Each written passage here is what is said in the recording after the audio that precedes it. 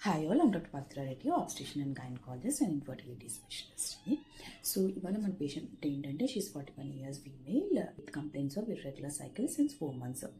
So అంటే fluctuate అవుతున్నాయి every 15 daysకి ఒకసారి కానీ లేకపోతే 20 days కానీ సైకిల్ అనేది వస్తుంది అండ్ ఇట్స్ లాస్టింగ్ ఫర్ ఒక్కొక్కసారి 10 days అవుతుందంట, ఒక్కొక్కసారి 12 days అవుతుంది. ఇర్రెగ్యులర్ ప్యాటర్న్ అనేది మోస్ట్ కామన్గా 3-4 months నుంచి she's giving the history.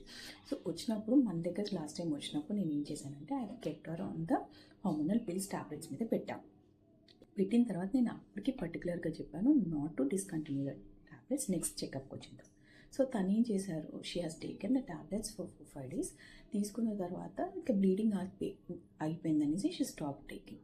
So ఇలాంటి మిస్టేక్స్ దయచేసి చెయ్యకండి. ఎందుకు అంటే when it is an irregular cycles మేము ఒక కోర్స్ లాగా పిల్స్ అనేవి పెడతాం.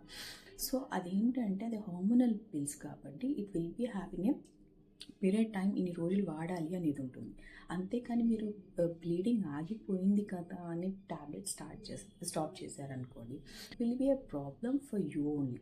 సో ఎందుకు అంటే గైనకాలజిస్ట్ చూసి పెడతారు. So but you have to continue. ఒకవేళ ఏదైనా డౌట్ వచ్చింది అనుకోండి, you go to her and consult her.